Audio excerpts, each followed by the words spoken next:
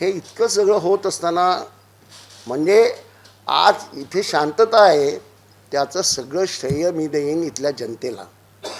पोलिसांना मुळीच देणार नाही.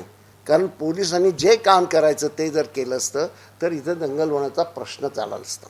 बिल्डरनी किती अनधिकृत बांधकामं केली आणि तुम्ही नंतर सरकारने कशा रीतीने त्याला अधिकृत करून दिलेली आहेत ते माहिती आहे. गरिबाची घरं तोडणं सोपं असतं हो.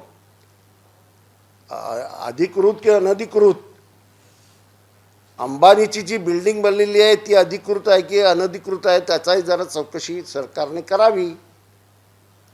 वफच्या जमिनीवर ती बिल्डिंग बांधलेली आहे, करावी चौकशी ना.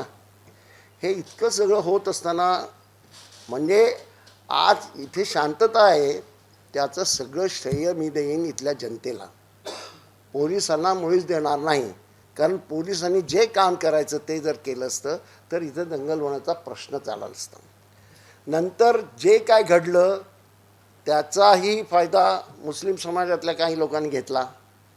त्याच्यात काही नावं पण आलेली आहेत.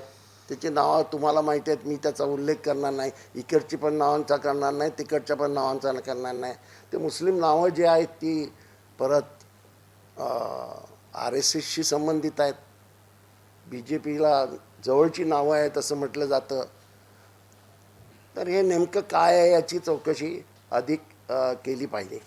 पण पोलिसांनी मला हे सांगितलं की जे काय घडलं आहे ते आम्ही सांभाळण्याचा प्रयत्न केलेला आहे. याच्यापुढे ते होऊ नये या दृष्टीनं आम्ही प्रयत्नशील आहोत. परंतु सगळ्या ठिकाणी व्यवस्थित हे आहे. आता असं याच्यामध्ये जी पकडले गेलेले आहेत त्याच्यात 12 मुलं पकडली गेलेली आहेत, 18 वर्षाच्या खालची मुलं. मी आज पोलीस कमिशनरना म्हणालो तुम्ही त्यांना सोडा. त्यांनी दगड वगैरे मारलाही असेल, मी नाही असं म्हणत नाही, मला कल्पना नाही. पण बऱ्याच वेळेला इनोसंट लोकांना पकडलं जातं. कुणी नमाजला जात होतं त्याला तो पकडला, कारण कुणाला तरी पकडायचं ना. पोलीस म्हटल्यानंतर मग ते फार डोकं चालून काम करत नाही. कुणीतरी आरोपी पाहिजे म्हणून या तऱ्हेने पकडले जातात. तसे बरेच लोक पकडले. जे खरे गुन्हेगार आहेत त्यांच्या संबंधामध्ये मी बोलणार नाही. पण ज्यांचा काही संबंध नाही, ते बाहेर जेवायला गेले होते किंवा बाहेर नमाजेला गेले होते, अशा लोकांना पकडणं हे अतिशय चुकीचं आहे. आणि त्यात ही जी लहान मुलं पकडली गेलेली आहेत त्यांना ताबडतोब सोडा असं माझं म्हणणं आहे. आणखी एक गोष्ट अशी आहे की बुलडोझरचा वापर इथे आता व्हायला लागलेला आहे. हे खरं म्हणजे मला भयंकर वाटलं. म्हणजे आता या महाराष्ट्राचा उत्तर प्रदेश बनवायचं चाललं आहे की काय अशी मला भीती वाटायला लागलेली आहे. महाराष्ट्रात या पद्धतीनं कायदा सरकारच हातात घेतं आणि सरकारच कायदा तोडतं हे मी पहिल्यांदाच पाहतो आहे.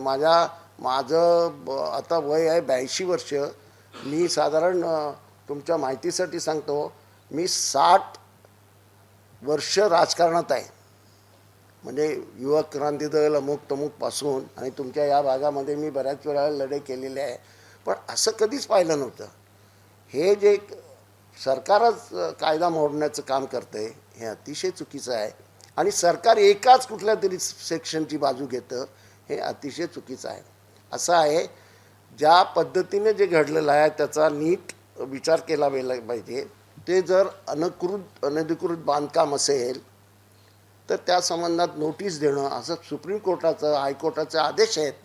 ते सगळे आदेशसुद्धा आता हल्ली कोर्टबीट ही मानायचं नाही, न्यायव्यवस्थाही संपवायची. इथे ज्या ज्या संस्था निर्माण केल्या गेलेल्या आहेत, लोकशाहीचं जतन व्हावं, लोकांच्या अधिकाराचं जतन व्हावं, यासाठी ज्या संस्था नेहरूंच्यापासून निर्माण केलेल्या आहेत त्या सगळ्या संस्था मोडीत काढण्याचं जे चाललेलं आहे त्याच्यामध्ये न्यायव्यवस्थासुद्धा मोडीत काढणं आणि कायद्याचं हे राज्य संपवायचं असं चाललं आहे की काय अशी शंका यावी. बुलडोझरचा वापर असा अनधिकृत बांधकामाला मी पाठिंबा देणार नाही.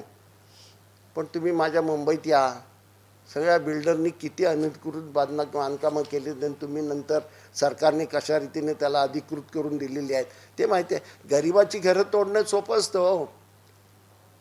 अधिकृत की अनधिकृत अंबानीची जी बिल्डिंग बनलेली आहे ती अधिकृत आहे की अनधिकृत आहे त्याचाही जरा चौकशी सरकारने करावी. वफच्या जमिनीवर ती बिल्डिंग बांधलेली आहे, करावी चौकशी ना. अदानी ज्या प्रकारे सगळं करतोय तिथे त्याचीही चौकशी करा, माझं काहीच म्हणणं नाही. पण अनधिकृत गरिबाचं घर तोडणं हे मला मान्य नाही. आणि मी तिथे गेल्यानंतर मला फार वाईट वाटलं. एका घरी घरी गेलो होतो, त्यांचे वडील आजारी होते, त्यांना नीट बोलताही येत नव्हतं. त्यांना घरातून बाहेर काढण्यात आलं. त्यांची नात ही ह्याने टायफॉईडने आजारी होती, तिला बाहेर काढण्यात आलं आणि ते घर तोडलं. काय म्हणजे असं हे जे कुठे ना कुठेतरी असं अनधिकृत, मग या नागपूरमध्ये अनधिकृत बांधकामं ज्यांची आहेत त्यांची तोडता का? ती तोडावी तसं माझं म्हणणं नाही. फक्त काहीच लोकांना ज्या प्रकारे त्रास देण्याचं जे चाललेलं आहे हे राज्य करताना असं वागणं हे बरोबर नाही. तर नेहमी अभाव असला पाहिजे राज्यकर्ता. त्याने सर्व समाजाकडे समानतेच्या नजरेने पाहिलं पाहिजे आणि कायद्याचं राज्य असलं पाहिजे. आता हे कायदा मोडण्याचं राज्य जे चाललं आहे ते अतिशय गंभीर बाब आहे असं मी समजतो. तुम्हाला काय प्रश्न असतील तर विचारा. काय राहिलं?